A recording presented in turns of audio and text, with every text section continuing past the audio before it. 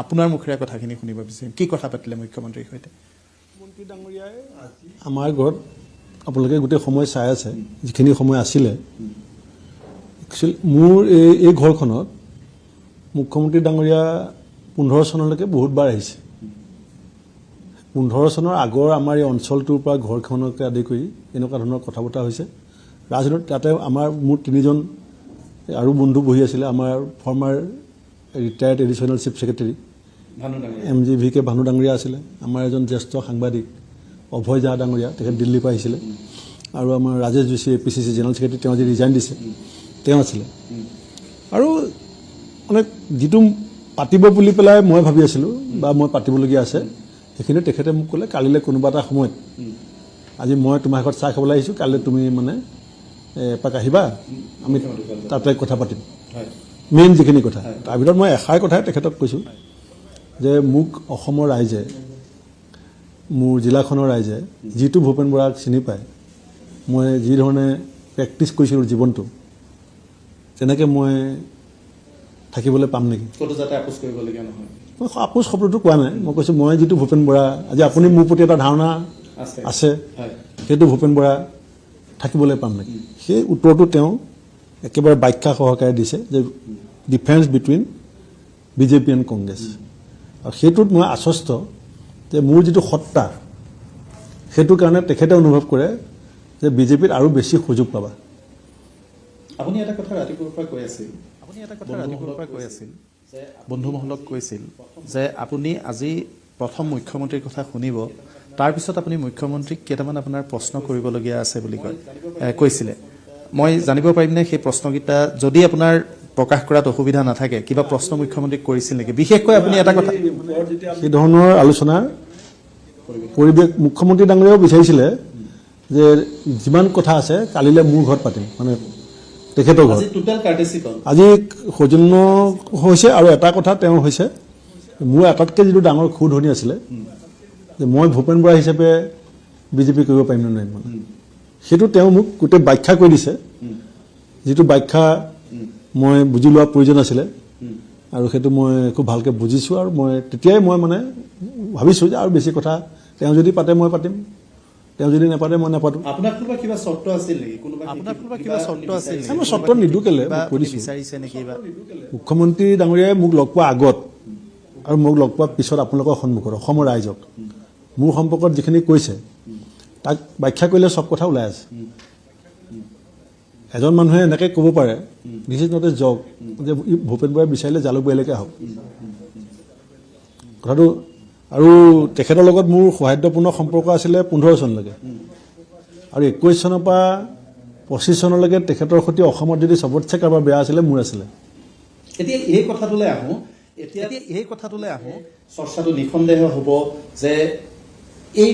হিমন্ত বিশ্ব শৰ্মাৰ সৈতে আপোনাৰ যি 15 চনলৈকে বন্ধুত্ব আছিল তাৰপিছত এটা সম্পৰ্ক নাছিল বুলি আপুনি কৈছে কিন্তু এই ভূপেন বৰাৰ সৈতে হিমন্ত বিশ্ব শৰ্মাৰ মানে মুখ্যমন্ত্ৰী এটা সম্পৰ্ক আগৰ পৰা আছিলেই নেকি কংগ্ৰেছৰ ভিতৰুৱা খবৰবিলাক ভূপেন বৰাৰ জৰিয়তেই মুখ্যমন্ত্ৰীয়ে পাইছিল নেকি সেই কথাখিনি মানুহৰ মনত এটা প্ৰশ্নবোধক সৃষ্টি হৈছে আপুনি ছ'চিয়েল মিডিয়াটো চাগে দেখিছে সেই প্ৰশ্নবিলাকৰ আপুনি কি উত্তৰ সভাপতি ভাগি সেইটো দুমাহৰ আগতে মোক মুখ্যমন্ত্ৰীয়ে উৰাজাহাজত কৈছিল আপোনালোকে জানে সংবাদ মাধ্যমত এইটো চৰ্চা হৈছে এতিয়া আজি কৈছে যে ভূপেন বৰাৰ পৰা মই খবৰ ল'বলগীয়া হৈ থকা নাই মই ভূপেন বৰাক খবৰ দিছিলোঁ কি খবৰ দিছিলে মোক কৈছে যে মই তেখেতক মুখৰ আগত কৈছিলোঁ যে আপোনাক মই মুখ্যমন্ত্ৰী চকীৰ পৰা আঁতৰাম মই এইটো পৰিকল্পনা তেতিয়া তেখেতে কৈছিলে তুমিতো মে' মাহত মই ৰাহুল গান্ধী ডাঙৰীয়াক সুধিছিলোঁ যে আপোনালোকে মোক 23 মে' মাহত কিয় আঁতৰালে জুনৰ 3 তাৰিখে কিয় নতৰালে মুখ্যমন্ত্ৰীয়ে তাৰিখটো কৈ দিছিলে কথাটো আৰু তেওঁ মনে মনে আছিলে এই মোৰ ভাই বোৱাৰীজনী একেদিনাই ট্ৰেন্সফাৰ হৈছিলে মোৰ সৰু ভাইটোৰ অৱস্থা কি এইবিলাক চবেই জানে তাৰ উদীয়মান এজন উদ্যোগী ব্যৱসায়ী আছিলে আজি সি বিধ্বস্ত হৈ পেলাই গুৱাহাটীলৈ গুচি আহিলে মোৰ সম্বন্ধটো মই আজি আপোনাক এষাৰ কথা ক'লোঁ অসমৰ ৰাইজকো কৈছোঁ মোৰ সভাপতিৰ 5 বছৰীয়া কাৰ্যকালত 4 বছৰ মই মা কামাখ্যা মহাপুৰুষ শংকৰদেৱ পিতা ভাগৱত ৰামায়ণলৈ ক'ব পাৰোঁ যে মই 5 পইচাৰ বেনিফিট মুখ্যমন্ত্ৰীৰ পৰা লোৱা নাই আৰু মই 5 বিন্দু কংগ্ৰেছৰ ক্ষতি হ'ব পৰা কথা বতৰা দূৰেও মুখ্যমন্ত্ৰীৰ ক্ষতি পৰা নাই মোৰ মুখ্যমন্ত্ৰীৰ লগত প্ৰত্যক্ষ যোগাযোগ থ্ৰু সম্বন্ধি কালি ৰাতিপুৱাৰ পৰা আৰম্ভ হৈছে আৰু মই এটা কথা খাটাং আছিলোঁ কিন্তু মই যদি কংগ্ৰেছে মোৰ কথাকেইটা মানে মই ৰিজিগনেশ্যন উঠাই ল'ম মোক ৰাহুল গান্ধী ডাঙৰীয়াই ফোন কৰিছে ৰিজিগনেশ্যন উঠাবলৈ কৈছে আমাৰ সম্বন্ধটোৰ কথা কৈছে যে 7 চনৰ পৰা তোৰ লগত মোৰ ইমান ভাল তই ইমান কৰিলি মই ইমান কৰিলোঁ এতিয়া তই ঘপককৈ এনেকুৱা নকৰিবি মানে কিন্তু মোক তেওঁ চিঠিখনটো পঢ়ি চিঠিখন তেওঁ জিতেন্দ্ৰ সিঙলৈ ফৰৱাৰ্ড কৰিছে তেওঁ মোক একো কোৱা নাই এতিয়া জিতেন্দ্ৰ সিঙৰ বিৰুদ্ধে অভিযোগ আছে চিঠিখন তেওঁ জিতেন্দ্ৰ সিঙলৈ ফৰৱাৰ্ড কৰিছে কিন্তু মোক নাই কোৱা মোক আৰু বহুত লিডাৰ দিল্লীৰ পৰা আপুনি ৰাহুল গান্ধীক তেতিয়া যিকেইটা চৰ্ত দিছিল বা আপোনাৰতো কিবা কৈছে তেতিয়া তেখেতে মোক উত্তৰ দিছে ময়ো বহুত হিমুলেশ্যন হৈছোঁ ৰাহুল গান্ধী কংগ্ৰেছত হিমুলেট হৈছে গতিকে মই এতিয়া উত্তৰ তাৰমানে তই হিমুলেশ্যন হৈ থাক ময়ো হৈ আছোঁ তইও হৈ থাক এতিয়া সেই ধৰণৰ আলোচনা হৈছে এতিয়া মোক একদম পোনপটীয়াকৈ বৰা ডাঙৰীয়া কওক কংগ্ৰেছ এৰাৰ সিদ্ধান্তটো কিয় ল'বলগীয়া হ'ল খুব আজি আপুনি মোক সুধিছে কংগ্ৰেছ নিজে হাতে জন্ম দিয়া অসম সন্মিলিত মঞ্চৰ সভাপতি যেতিয়া মই এৰিছিলোঁ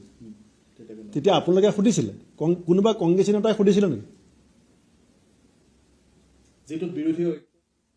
যিটোত বিৰোধী ঐক্যৰ যিটো মই বনাইছিলোঁ এই সন্মিলিত মঞ্চইহে বিজেপিক আমি যুঁজিব পাৰিম সেই সন্মিলিত মঞ্চৰ পৰা দেৱব্ৰত শইকীয়া ঘৰত বহি অজিত ভূঞা ডাঙৰীয়া লুৰিণ গগৈ ডাঙৰীয়া অখিল গগৈ ডাঙৰীয়া CPIM চবক বহাই লৈ যেতিয়া মই ৰিজিগনেশ্যন পত্ৰ পঠাইছিলোঁ দিল্লীলৈ সেইদিনাখন কোনোবা কংগ্ৰেছ লিডাৰে ক'ৰবাত এটা মাত মাতিছিল যে এইটো ভাঙিব নালাগে নাই মতে তাৰপিছত ভাঙাৰ পাছত কাক টিকেট দিয়া হ'ল যিজন মানুহ কংগ্ৰেছৰ প্ৰাথমিক সদস্য পদ গ্ৰহণ কৰিছে টিকেট পোৱাৰ 24 ঘণ্টাৰ পিছত আৰু টিকেটটো মোৰ ঘৰৰ পৰা কোনে দিলেহি A ফৰ্ম B ফৰ্ম প্ৰাৰ্থীজনৰ ড্ৰাইভাৰে যে মোৰ সময় নাই আপুনি মোৰ ড্ৰাইভাৰ হাতত দি দিয়ক অসম কংগ্ৰেছৰ ইতিহাসত প্ৰথমবাৰৰ কাৰণে এজন দলত জইন নকৰা মানুহে টিকেট পাইছে আৰু প্ৰাৰ্থীজনে টিকেট নিবলৈ অহা নাই ড্ৰাইভাৰে লৈ গৈছে মইতো মনে আছিলোঁ মইতো বিহালীত গৈ কেম্পেইনিং কৰিছোঁ তাৰমানে এইটো কথা স্পষ্টকৈ ক'ব পাৰি যে ভূপেন বৰাৰ পদত্যাগৰ সিদ্ধান্তটো তাৎক্ষণিক হয় সেইটো কি হ'ল মই এটা পদত্যাগ এলায়েন্সে মোক মই পদত্যাগ কৰা প্ৰশ্নটো ক'ব পাৰিলে মোক সকলোৱে ক'লে যে 5টা চিট খালী হৈছে আপুনি এলায়েন্সৰ সভাপতি কংগ্ৰেছৰো সভাপতি আপুনি এটা চিট দিব নোৱাৰে 126ত আমি আপোনাৰ লগত কেনেকৈ বহিম তেতিয়া মই ক'লো ঠিক আছে যেতিয়া এই পৰ্যায়লৈকে মই গুচি আহিলোঁ আই মাষ্ট ৰিজাইন এতিয়া মই কিয় ৰিজিগনেশ্যন দিলোঁ পৰহি ছেম লিংক হৈ গ'ল কথাটো মোক এতিয়া বহুতে কৈছে আপুনি একদম বিহালীৰ পাত আনিছে বোলো বিহালীৰ লগত সংলগ্ন কেলে যোৱা 9 ফেব্ৰুৱাৰী তাৰিখে ৰাতি 8টা বজাত এখন ভিডিঅ' কনফাৰেন্স হৈছে য'ত অসমৰ 6জন লিডাৰ আৰু জিতেন্দ্ৰ সিং ডাঙৰীয়া উপস্থিত আছে তাত সৰ্বসন্মতভাৱে সিদ্ধান্ত হ'ল যে দেৱব্ৰত শইকীয়াৰ জেগাত ভূপেন বৰাই এলায়েন্সৰ গোটাখিনি আগবঢ়াব আৰু এটা গাইডলাইন বনাই দিয়া হ'ল যে এলায়েন্সটো আগবঢ়াওঁতে মই কেনেকৈ পৰ্যায়ক্ৰমে কাৰ লগত কেতিয়া কনচাল্ট কৰিম মই ক'লোঁ যে মোক নালাগে দেৱব্ৰত শইকীয়া ডাঙৰীয়া থাকক মই সহযোগ কৰিম ৰিপুণ বৰা ডাঙৰীয়াই ক'লে ভূপেন বৰাই সহযোগ কৰক লেট দেৱব্ৰত শইকীয়া কণ্টিনিউ ৰাতিপুৱা মই প্ৰথম সভাপতিৰ সৈতে কথা পাতিছোঁ APCC প্ৰেচিডেণ্টৰ লগত মোক গো হেড দিছে তেখেতৰ কিবা ক'বলগীয়া আছে অলপ চলপ কৈছে CLP লিডাৰৰ সৈতে কথা পাতিছোঁ মোক তেওঁ হেণ্ড অভাৰ কৰিছে charge with documents go head দিছে অখিল গগৈৰ সৈতে কথা পাতিছোঁ টাইম ফিক্স কৰিছোঁ মিটিঙৰ জেগা ফিক্স কৰিছোঁ লুৰিণ গগৈৰ সৈতে কথা পাতিছোঁ টাইম ফিক্স কৰিছোঁ মিটিঙৰ জেগা ফিক্স কৰিছোঁ 13 তাৰিখে 2খন মিটিং ফিক্স কৰিছোঁ মনোনয়ন তালুকদাৰ ডাঙৰীয়াক কৈছে যে মই 13লৈকে লখিমপুৰত আছোঁ 13 যেতিয়া মোৰ লুৰিণ গগৈৰ সৈতে মিটিংখন শেষ হ'ব মই ৰাতি আপোনাক ফোন কৰি 14 তাৰিখে আবেলি মানে আমি কথা পাতিম এজন মই ডাঙৰ আমাৰ ধৰ্মীয় লিডাৰ খ্ৰীষ্টান ধৰ্মীয় এজন ডাঙৰ লিডাৰক কথা পাতিছোঁ যে আপুনি মোক সহায় কৰক UPPLৰ লগত মোক এটা যোগসূত্ৰ কৰি দিয়ক তেখেতে ক'লে আমি ৱেটিঙে কৰি আছিলোঁ আপোনাৰ নামটো অহাৰ লগে লগে খুব ভাল পাইছোঁ মই চেষ্টা কৰিম এনেকৈ মই ফোনতে যিমানখিনি পাৰোঁ শেষ কৰিছোঁ দায়িত্ব পোৱাৰ লগে লগে না দায়িত্ব পোৱাৰ লগে লগে কাম এই হঠাৎ ফোন আহিলে 13 তাৰিখে মিটিং আছে অখিল গগৈয়ে টিভিত কৈ দিলে যে ভূপেন বৰাৰ লগত আলোচনা হ'ব ৰাতি মোক ফোন আহিলে 9:30 বজাত যে আপোনাৰ আলোচনাবিলাকত ৰকিবুল হুছেইনো থাকিব গৌৰৱ গগৈ মই ক'লো এইটোতো মিটিঙৰ সিদ্ধান্ত নহয় তেওঁ ক'লে মিটিঙৰ পিছত মই ৰকিবুল হুছেইনে কথা পাতিছোঁ এতিয়া আপুনি আৰু তেওঁক লৈ ল'ব কামটো শেষ কৰি দিয়ক মানে এনেকুৱা কথা ক'লে যে যদি আপুনি ৰকিবুল হুছেইনক মানে লৈ লয় মানে অৰ্থটো আপুনি আৰু মোৰগিলা আহিব নালাগে আৰু আপুনিয়ে ৰকিবলৈ বহি একেবাৰে তাতে মানে শেষ কৰি থোৱা হয় আমি খালি ফৰ্মেলিটিটো কৈ দিম ফোনটো থৈছোঁ প্ৰদূত বৰদলৈ ডাঙৰীয়া ফোন কৰিছে যে তুমি কি ৰকিবুল হুছেইনক লৈ পেলাই আলোচনা কৰিব নেকি মই ক'লো আপুনি ক'ত গম পালে ক'লে আই উইল নট টলাৰেট তেওঁ লেংগুৱেজটোৱে মোক কৰিছোঁ তেনেকৈ অলপ তেওঁ সাধাৰণতে প্ৰদূতাই মুখতি খুব মানে ককাই ভাই টাইপৰ সম্বন্ধ আই উইল নট টলাৰেট এনেকুৱা ধৰণৰ কথা পাতি পেলাই তেওঁ ফোনটো থৈ দিলে তেতিয়া মই লগে লগে চালোঁ যে এজন প্ৰেচিডেণ্টে কৈছে ৰকিক লগত লগ প্ৰদূত বৰদলৈয়ে কৈছে আই উইল নট টলাৰেট দুজনৰ অপিনিয়নটো আহিয়ে গ'ল থাৰ্ড অপিনিয়ন ল'বৰ কাৰণে লগে লগে মই দেৱব্ৰত শইকীয়া ডাঙৰীয়াক ফোন কৰিলোঁ যে মই মিটিঙত কিবা ভুল শুনিলোঁ নেকি ৰকিবুল হুছেইনক বহাব লাগিব নেকি কৈছে মইতো মিটিঙত এইটো কথা শুনা নাই ৰিপুণ বৰা ডাঙৰীয়াক ফোন কৰিলোঁ যে মিটিঙত মোৰ অলপ শুনা ভুল হ'ল নেকি এইটো ৰকিবুল হুছেইন ডাঙৰীয়াক ল'ব লাগিব নেকি ক'লে নাই নাই শুনাটো ঠিকে আছে কিন্তু এই নিউজ লাইফত মানে ভূপেন বৰা ইন গৌৰৱ গগৈ আউট আহি গ'ল সেইকাৰণে সেইটো পাৰ্শ্বক্ৰিয়া হৈছে তাৰপৰা ঠিক আছে মই মনে মনে ৰাতি থাকিলোঁ ৰাতিপুৱা বিহালীত গ'লোঁ 12 তাৰিখ আৰু আগতে কথা পাতি থোৱা আছিলে যে বিহালীত যদি গৌৰৱ গগৈ ডাঙৰীয়া আৰু দেৱব্ৰত শইকীয়া ডাঙৰীয়া আৰু কিবা মোক গাইডেঞ্চ দিবলগীয়া আছে তেওঁলোকৰ এলায়েন্স সম্পৰ্কত সেইখিনি তেওঁলোকে দিব এখন হোটেলত একেলগে চাহ খালোঁ এঘণ্টা বহিলোঁ একো কথা নাপাতিলে মোৰ লগত এখন চকীত আমি 3জন বহিছোঁ তাৰপিছত টিভিত কৈ দিলে যে অপপ্ৰচাৰ চলাই আছে ভূপেন বৰাই নামটো কোৱা নাই সাংবাদিকে সুধিলে ক'লে যে এনেকৈ শুনিছোঁ প্ৰথমতে ভূপেন বৰা এতিয়া আলোচনা কেতিয়া হ'ব কি সুধিলে ক'লে নাই এইটো অপপ্ৰচাৰ অকল ভূপেন বৰা নহয় ৰকিবুল হুছেইন থাকিব মই লগে লগে ক'লোঁ তুমি মোক ইমান ডাঙৰ ব্লেম দি দিলা ইমান ডাঙৰ মিডিয়া আগত মইতো মিটিঙৰ ডিচিশ্যন মতে কৈছে নহয় আপোনাৰ কথা কোৱা নাই বোলো কাৰ কথা কৈছে কোনে চলাইছে তেওঁ ক'লে নাই মই আপোনাৰ কথা কোৱা নাই বোলো অখিল গগৈ মিডিয়াত কৈছে যে আলোচনা হ'ব অখিল গগৈৰ চ'ৰ্চটো কি মইহে অখিল গগৈক জনাইছোঁ আৰু অখিল গগৈটো এইটো টিভিত কৈছে যে ভূপেন বৰাই মোক জনাইছে এতিয়া এইবিলাক মেছেজ আহি আছে যে আপুনি কেলৈ মানে দুটা নামটো এটা কৰিলে টিভিত কিন্তু ছেকেণ্ড নামটোতো তুমি অখিল গগৈ টিভিত কোৱা দিনাখনৰ ৰাতি 9:30 মোক কৈছা তুমি কেলৈ নকলা মিডিয়া অপপ্ৰচাৰ চলাইছে বুলি এইটো মই বহুত বোলো অন্তৰত আঘাত পাইছোঁ মই এই কথাটো মোৰ অসহনীয় বেদনা দিছে আৰু তুমি এইটো 1 নম্বৰ নহয় তুমি চিৰিয়েলি মোক মানে অপদস্থ কৰি আছে হিউমিলেট কৰি আছে বিভিন্ন ধৰণে আপুনি অপমানিত হৈছিলে মই যিমানটো জানো মানৱেন্দ্ৰ শৰ্মাৰ কমপ্লেক্সত আপোনাৰ ৰুমটোত বাহিৰত ভূপেন বৰা প্ৰাক্তন সভাপতি লিখি থোৱা আছে যিটো নেতৃত্ব এতিয়া প্ৰস্ৰাৱগাৰ ৰূপে ব্যৱহাৰ কৰে প্ৰথম দিনা মিটিং চলি থাকোঁতে বহিম বুলি গ'লোঁ মহিলাবিলাক লাইন পাতি আছে ভূপেন বৰা লিখা আছে বাহিৰত মোক দেখি মানে এই প্লেয়াৰ্ছবিলাকে যে ফুটবলত এনেকৈ এটা টাৰ্ণ লৈ যায় ইউ টাৰ্ণ মই মানে কিমান ছেকেণ্ডৰ ভিতৰত ইউ টাৰ্ণ লৈ ছেকেণ্ডৰ বহুত ভাগৰ ভিতৰত ইউ টাৰ্ণ লৈ পেলাই অফিচটোৰ পৰা ওলাই আহিছোঁ আৰু মই এনেকৈ ঈশ্বৰক কৈছোঁ যে প্ৰভু মোক আৰু ক'লৈকে সানি আছে জিলা সভাপতি আপোনাক এখনো নিদিয়ে APCC প্ৰেচিডেণ্ট যাব মিটিং দিছে ৰাতিপুৱা আলোচনা আৰু মিটিংখন হ'ব মোৰ ঘৰৰ পৰা 2 কিলোমিটাৰ দূৰত হ'ল পাছত চিঠি আহি গ'ল মোৰ নিমন্ত্ৰণ নাই মই সভাপতিক মেছেজ দিবলগীয়া হৈছে যে তুমি অহা মিটিংখনৰ আলোচনাত মই জড়িত হ'ব পাৰিমনে তাৰপিছত সভাপতিয়ে ডিষ্ট্ৰিক্ট সভাপতিক মেছেজ দিছে তেতিয়া আকৌ ডিষ্ট্ৰিক্ট সভাপতিয়ে মোক কৈছে মোক কোৱা নাই মোক এজন বেলেগ মানুহক কৈছে যে আমি মিটিংখন কৰি লৈ কিবা থাকিলে তেওঁক পাতিম তেওঁ সেই সাহসটো ক'ত পালে কোনোবাই দিছে সাহসটো এতিয়া গৈ থাকিলে ৰাইজে ভাবিব যে এতিয়া তেওঁ আৰু মানে যি এৰি অহা দলটোৰ এতিয়া মোক এটা কথা কওক, মই আপোনাৰ পদত্যাগ পত্ৰখনেই হওক বা যোৱা সময়খিনি আপোনাৰ মন্তব্য, আজি মোক কিছু সময়ৰ আগতে মুখ্যমন্ত্ৰীয়ে কৰা মন্তব্য, এটা কথা দিয়ক যে সমগ্ৰ আপোনাৰ পদত্যাগৰ মূল অভিকেন্দ্ৰটো ৰকিবুল হুছেইন। ৰকিবুল হুছেইনে আপোনাক ইমান কিয় বেয়া পায় বা আপোনাৰ সৈতে সংঘাতৰ মূল কাৰণটো কি? ছ'চিয়েল মিডিয়াত বা হেৰিয়াত কৰি আছে ভূপেন বৰা এতিয়া মানে বিশ্বাসঘাতক, স্বাৰ্থপৰ, ব্যক্তিগত ইচ্ছা। মই অসমৰ ৰাইজক, যিবিলাক মানুহে 16 চনত কংগ্ৰেছক ভোট দিছিলে, যিবিলাক মানুহে 21 চনত কংগ্ৰেছক ভোট দিছিলে, তেখেতসকলক মই এটা প্ৰশ্ন সুধিছোঁ। তেখেতসকলে মোক উত্তৰ দিব নোৱাৰে, তেখেতসকলে নিজকে নিজে উত্তৰ দিব, আপুনিও দিব, আপুনিতো দিবই পাৰিব। এতিয়া 16 চনত যে কংগ্ৰেছ চৰকাৰখন গৈছিলে ক্ষমতাৰ পৰা,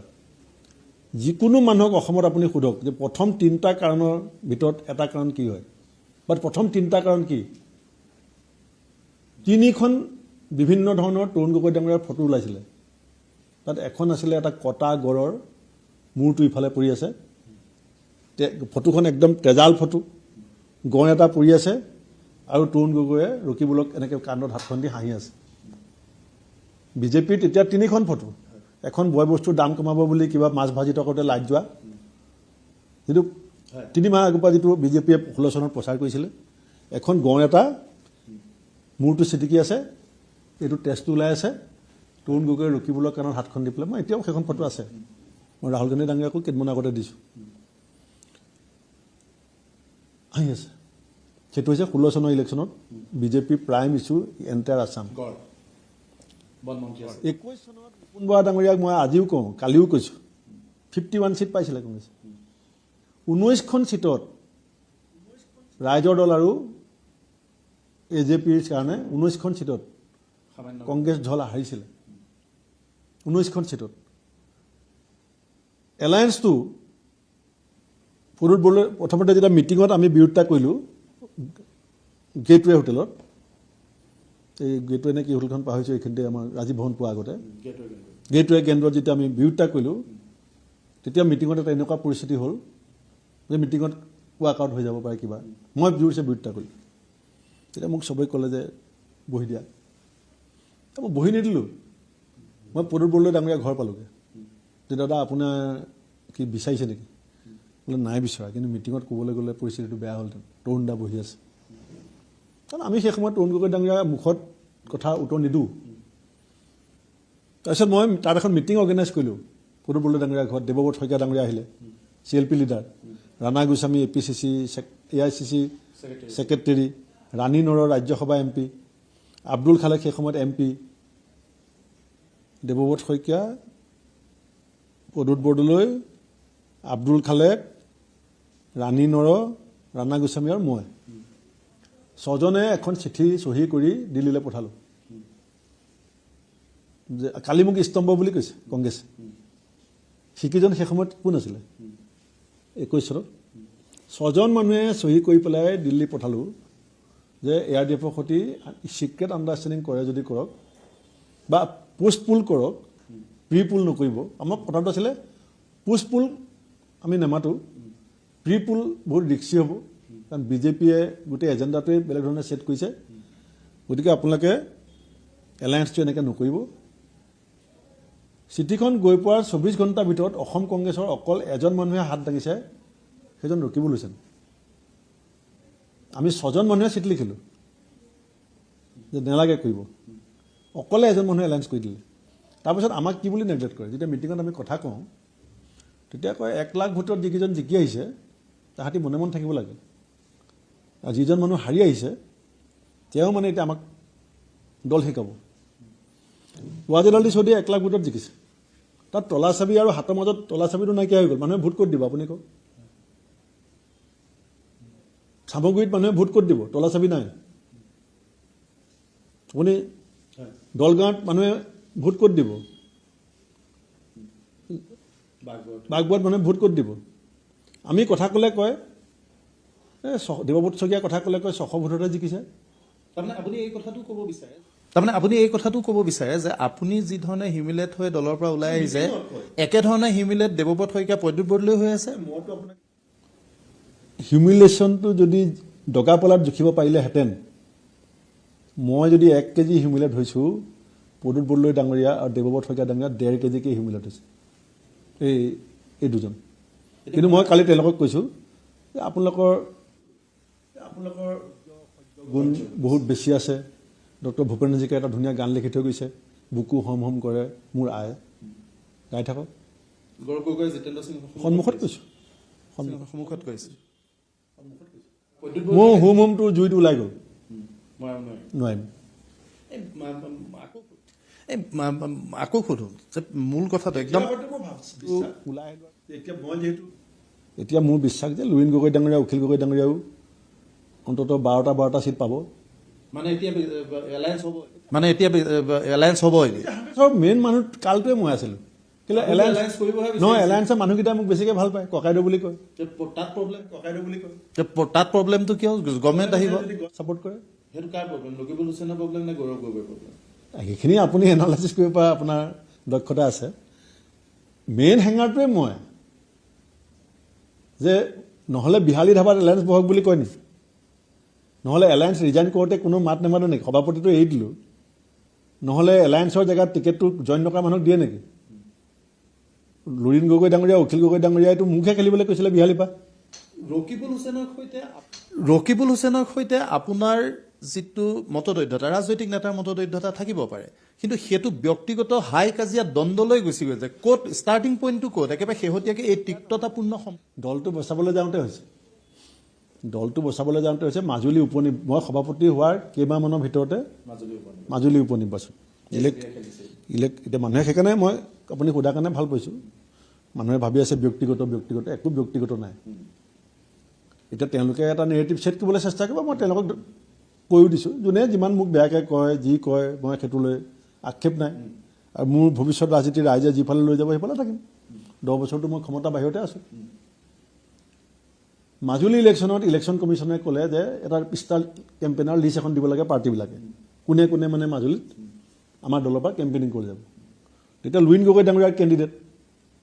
মই লুৰিণ গগৈ ডাঙৰীয়াক ক'লোঁ মই এখন ষ্টাৰ কেম্পেইনাৰ লিষ্ট দিব লাগে আমাৰ কংগ্ৰেছৰ পৰা, আপোনাৰ কিবা চাইচন আছে নেকি? তেতিয়া ক'লে দাদা আপুনি চব জানে, আপুনি ভাবি চিন্তি দিব আৰু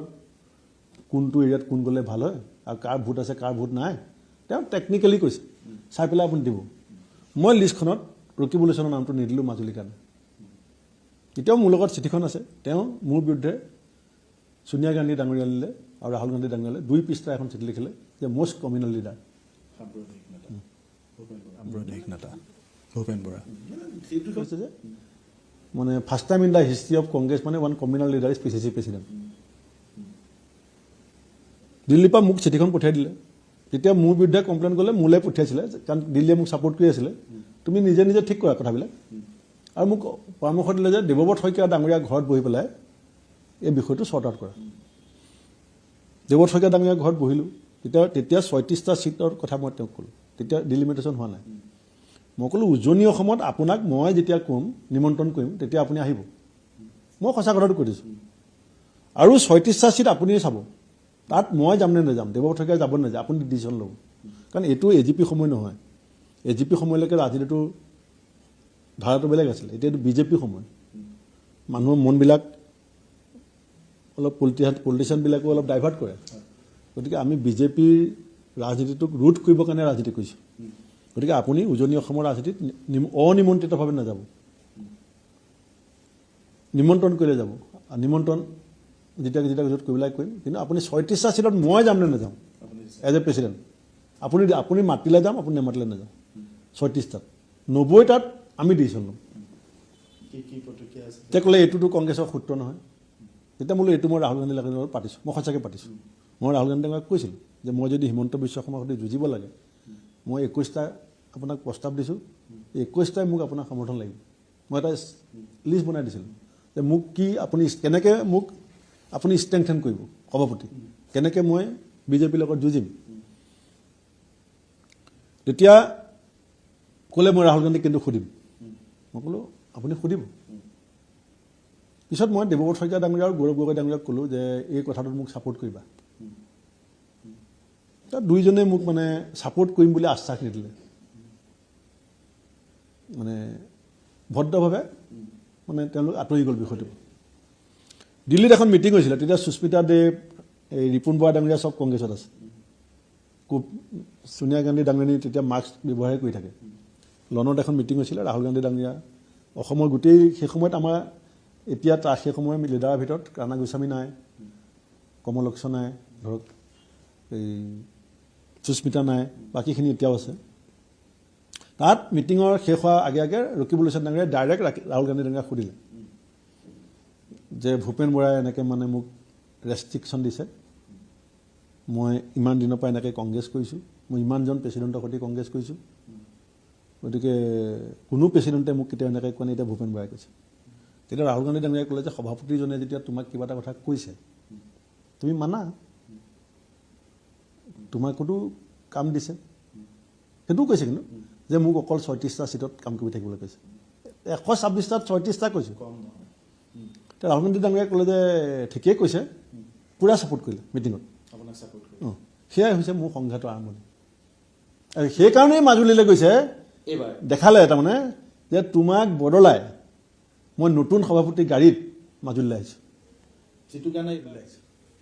যিটো কাৰণে এইবাৰ আকৌ আপুনি হিউমিলেট হ'বলগীয়া হ'ল মাজুলী সেইটো মোলৈ ফোন কৰিছে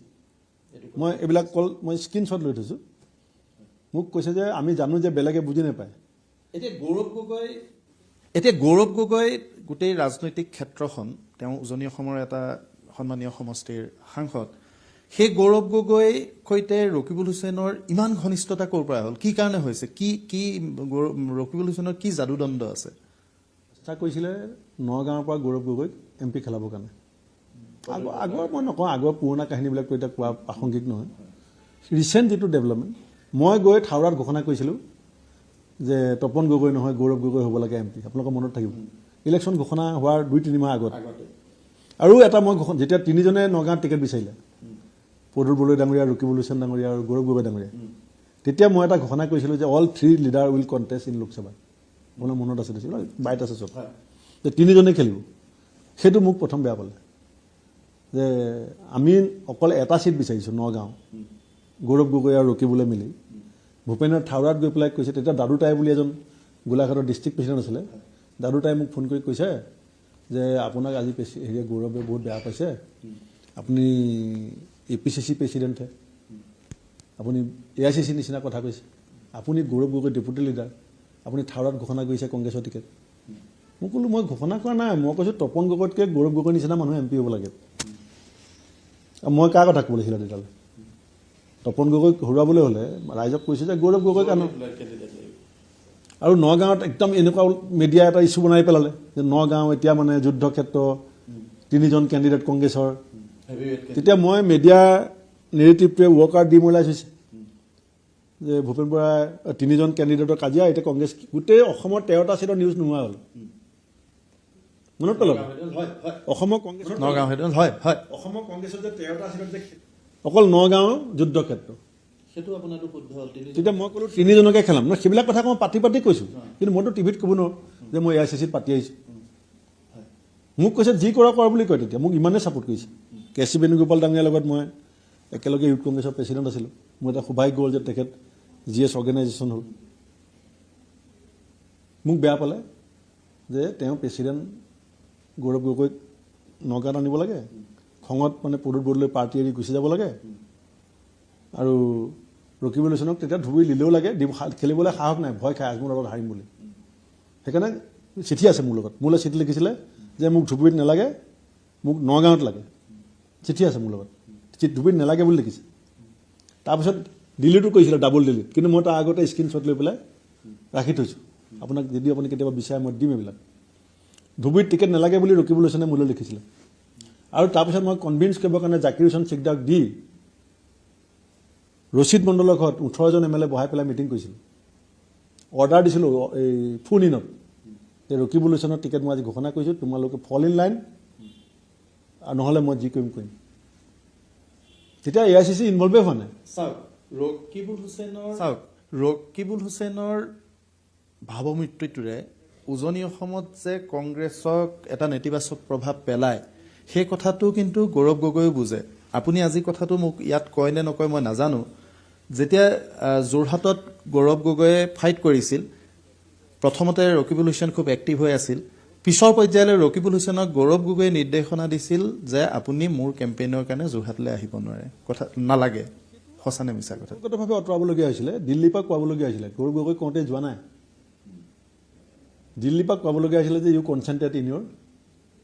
কনষ্টিটুৱেঞ্চি। তাৰপিছত আমি হেলিকপ্টাৰখন দি দিলোঁ একেবাৰে। কালি জিতেন্দ্ৰ সিং ডাঙৰীয়াই মোক কৈছে যে আপুনি হেলিকপ্টাৰে নচলালে, তাক হেলিকপ্টাৰখন সভাপতি নামত আহিছিলে, আমি দি দিলোঁ যে মানে এটলিষ্ট মানে আপুনি গৈ তাত লাগি থাকক। এতিয়া আপোনাৰ ভৱিষ্যতৰ ৰাজনৈতিক পৰিক্ৰমালৈ আহিছোঁ। হৈ যোৱা এতিয়া আপুনি কথাখিনি কৈছে, বহু কথাই ক'লে। আপুনি মাটি চহাই আছিল নৱগঠিত ৰঙানদী সমষ্টিত, আৰু আপুনি ৰঙানদীৰে সন্তান। এতিয়া আপুনি ৰঙানদী নে মুখ্যমন্ত্ৰীয়ে কোৱাৰ দৰে বিহপুৰীয়া, ক'ৰ পৰা ৰাজনৈতিক যাত্ৰাটো বিজেপিৰ হৈ মানে আগবঢ়াব বিচাৰিব? এতিয়ালৈকেতো মই সদস্য মুখ্যমন্ত্ৰী ডাঙৰীয়াই ৰাজহুৱাকৈ ক'লে যে XYZ ক্ষেত্ৰত বেলেগ, আৰু ভূপেন বৰাৰ দৰে নেতা এজনক যেতিয়া নিয়া হয় সেইটো বেলেগ। তোৰ সিদ্ধান্ত মুখ্যমন্ত্ৰীয়ে যিটো ল'ব সেইটো মই কোনো মানে ব্যক্তিগত মতামত নিদিওঁ বুলি এতিয়া মই তেওঁক ডাইনিং টেবুলত চাহ খাই থাকোঁতে কৈছোঁ। ইমানখিনিলৈ নাযাওঁ, যি কৰে কৰিব আৰু আহিছোঁ আৰু সঁচা কথা কৈছোঁ। মই এতিয়া নাই মই কৈছোঁ মই আৰু কথা নাপাতোঁ, মানে এইখিনি পাতিম বুলি পেলাই ভাবি আছিলোঁ। মনৰ ভিতৰৰ পৰা এটা ভাৱ আহিলে, মানুহজন যেতিয়া ঘৰলৈকে আহিছে, কাৰণ বহুত যোৱা দেখিছোঁ, বহুত অহা দেখিছোঁ, মানে দল পৰিৱৰ্তনটো বহুতৰে হৈছে, কিন্তু তেওঁ যেতিয়া নিজে মই নমতাকৈ ৰাজহুৱাকৈ ঘোষণা কৰিলে যে ঘৰলৈ যাম, তাৰপিছত সঁচাকৈ সময়মতে আহিছে, আহি প্ৰায় 2 ঘণ্টা সময় সোমোৱাৰ পৰা ওলোৱালৈকে আছে, তেতিয়া মোৰ ভিতৰৰ পৰা এটা ভাৱ আহিলে যে মই ইমান ডিটেইলছত নাযাওঁ, কিন্তু তেখেতে গম পালে যে মই নাই পতা। তেখেতে কিন্তু যাব সময়ত মোক এষাৰ কথা কৈছে ওপৰত, যে কালিলৈ মোৰ ঘৰলৈ একাপ চাহ খাবলৈ আহিবা, পলিটিকেল কথাখিনি পাতিম। আজি নপতা কথাখিনি কাইলৈ পাতিম। আজি মই কাকতি পাতিছে,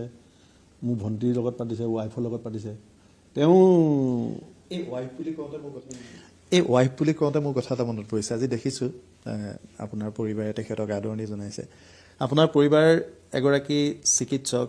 GMCHত কাম কৰে, অধ্যাপিকা। যোৱা সময়ছোৱাত আপোনাৰ ৰাজনৈতিক যাত্ৰাৰ বাবে তেওঁৱেই চাগে আটাইতকৈ বেছি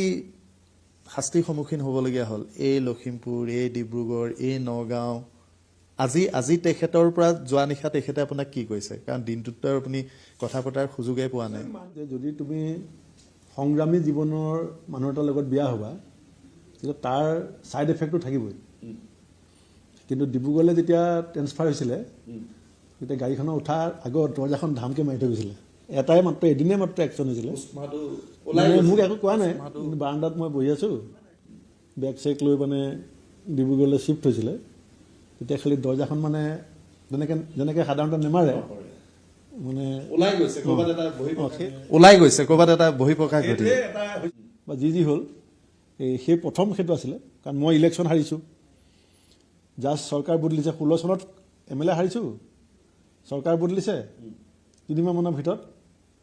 ডিব্ৰুগড়লৈ ট্ৰেন্সফাৰ হৈছে, তাৰপিছত শিলচৰলৈ হৈছে। শিলচৰলৈ যাওঁতে মানে এই প্ৰতিক্ৰিয়া নাছিলে। প্ৰথম ট্ৰেন্সফাৰ, 3টা ট্ৰেন্সফাৰ হৈছে,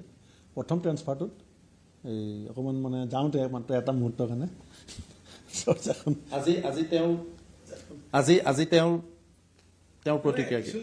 আপোনাৰ ভাতৃৰ প্ৰতিক্ৰিয়া কি? আপোনাৰ ভাই বোৱাৰীৰ প্ৰতিক্ৰিয়া কি? কাৰণ আপুনি চাওক, আপুনি এজন family man, you are total family man. আমি যিখিনি আপোনাক জানো ব্যক্তিগতভাৱে, আপুনি ফেমিলি মেন। আপুনি ভাতৃক লৈ সজাগ, আপুনি ভাই বোৱাৰীক লৈ সজাগ। সেইসকলৰ কি আপুনি কি সহ্য কৰা নাই কংগ্ৰেছৰ থাকেই? আগতে এমাহমানৰ আগতে মই এখন চিঠি দিবলগীয়া হ'ল গৌৰৱ গগৈ ডাঙৰীয়ালৈ, যে I will address a press meet against U.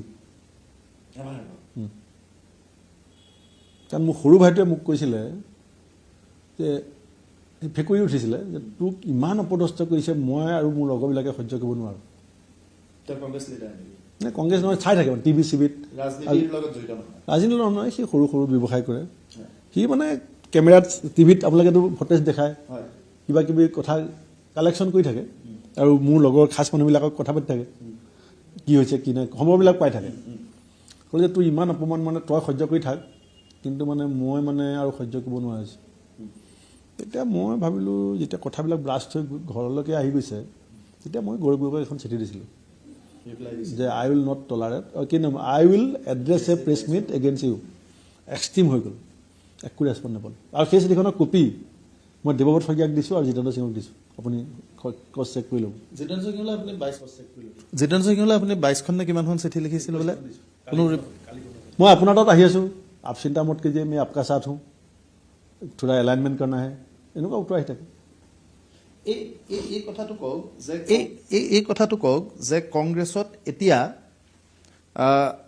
কংগ্ৰেছৰ বিয়াগুম কংগ্ৰেছ নেতাৰ সতী সন্ততি বা পুত্ৰ কন্যা নহ'লে ভূপেন বৰাৰ দৰে তৃণমূলৰ পৰা অহা মানুহবিলাক আজি ৰকিবুল হুছেইনৰ স্থানত তানজিল হুছেইন গুৰুত্ব পাব তৰুণ গগৈৰ স্থানত গৌৰৱ গগৈয়ে গুৰুত্ব পাব প্ৰদ্যুৎ বৰদলৈৰ স্থানত তেওঁৰ পুত্ৰ আহিব প্ৰতীক বৰদলৈ মানে হিমন্ত বিশ্ব শৰ্মাই যিটো কৈ আছিল ব্লু ব্লাড তাৰ কাৰণে ভূপেন বৰা আঁতৰিব লাগে সেইবিলাকো ফেক্টৰ নেকি এজন টুডে আপুনি কংগ্ৰেছ কৰিবলৈ হ'লে যেনেকৈ এটা মেম্বাৰশ্বিপ ল'ব লাগে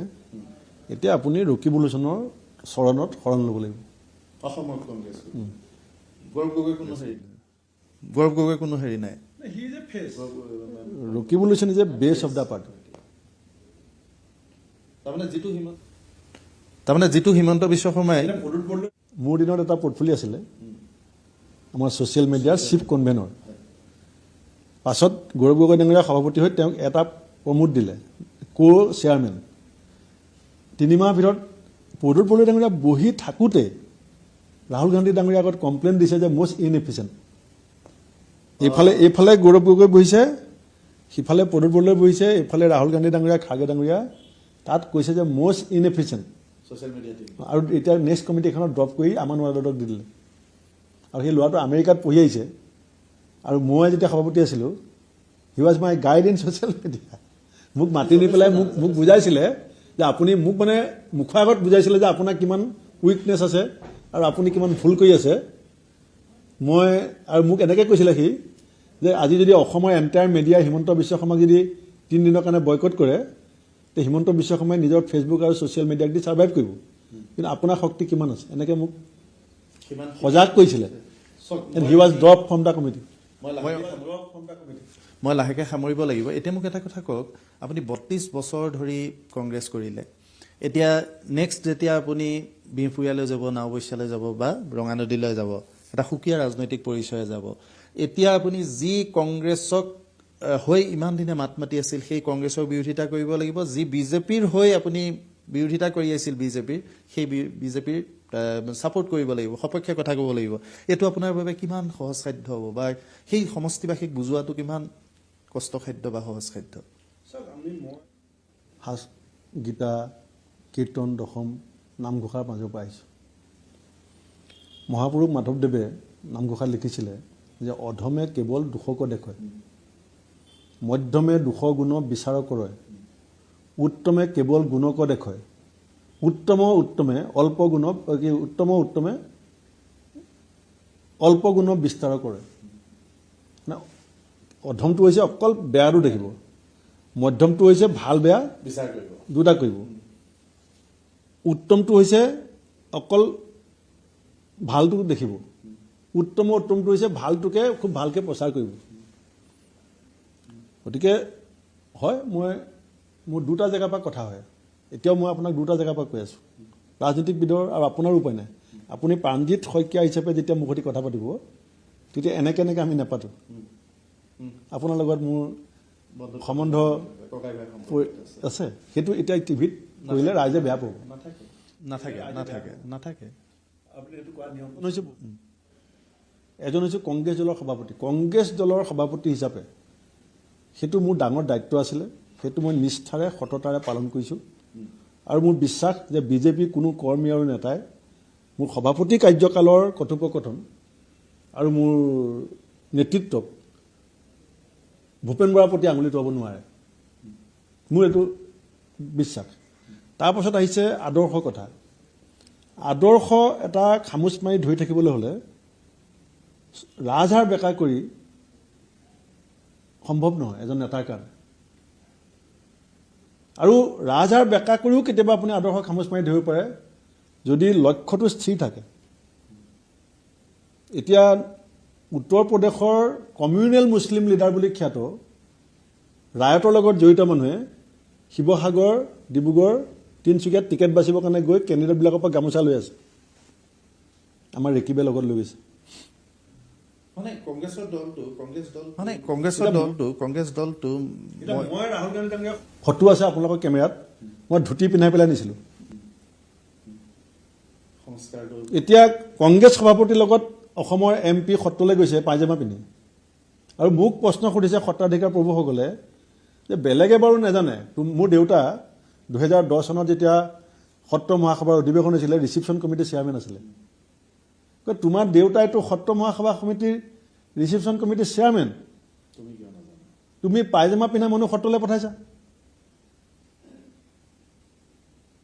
মই ৰাহুল গান্ধী ডাঙৰীয়াক যেতিয়া মাজুলী সত্ৰত লৈ গৈছিলোঁ সভাপতি থাকোঁতে,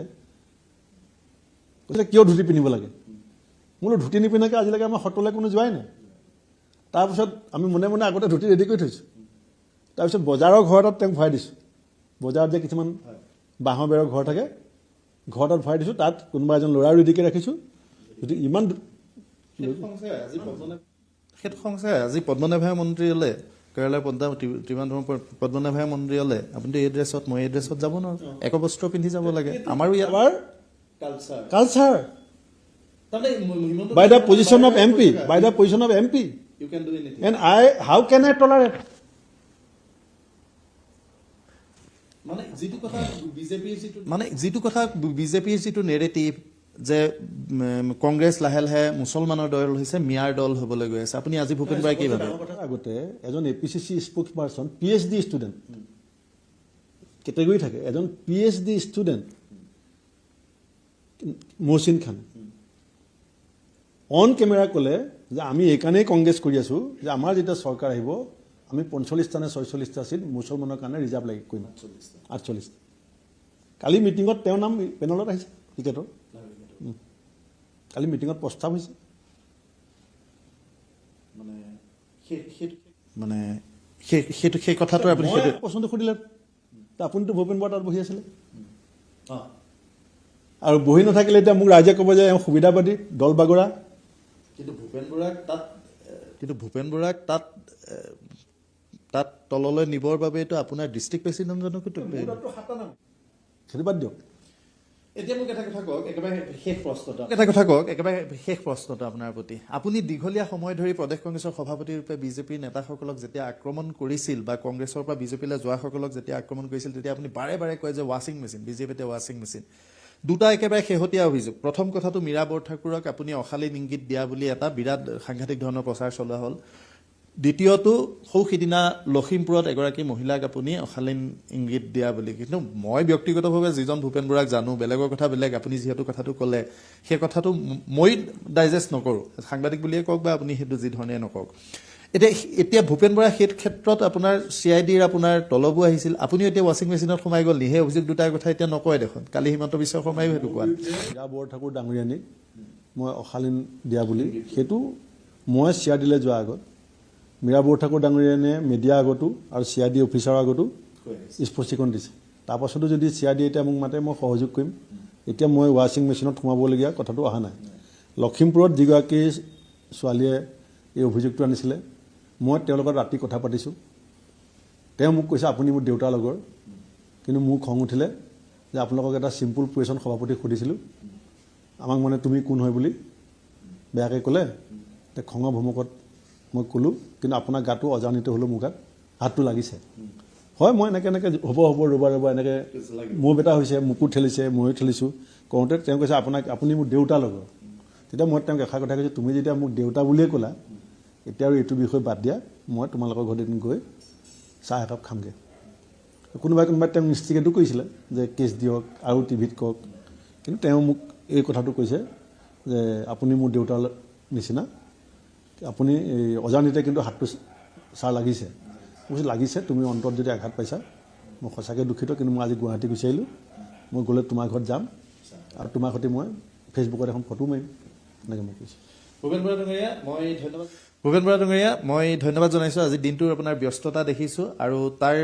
মাজতো এই সময়খিনি আছাম টকছক দিয়াৰ বাবে। আৰু মই আপোনাক অনাগত যি আপোনাৰ ৰাজনৈতিক পৰিক্ৰমা সেই ৰাজনৈতিক পৰিক্ৰমাৰ বাবেও শুভেচ্ছা জনাইছো পুনৰবাৰ ধন্যবাদ সেয়া আছিল ভূপেন বৰা আৰু ভূপেন বৰা ডাঙৰীয়া আজিৰ এই আলাপন অনুষ্ঠানৰ জৰিয়তে মুখ্যমন্ত্ৰীয়ে তেওঁৰ সৈতে সাক্ষাৎ কৰি ওলাই যোৱাৰ পিছত তেওঁ প্ৰথমটো অনুষ্ঠান সাক্ষাৎকাৰ বহুখিনি কথা ক'লে বিচাৰ বিবেচনা অসমৰ জনতাই কৰিব পুনৰবাৰ বৰা ডাঙৰীয়াক ধন্যবাদ জনাইছো আৰু সামৰিব বিচাৰিছো আলাপন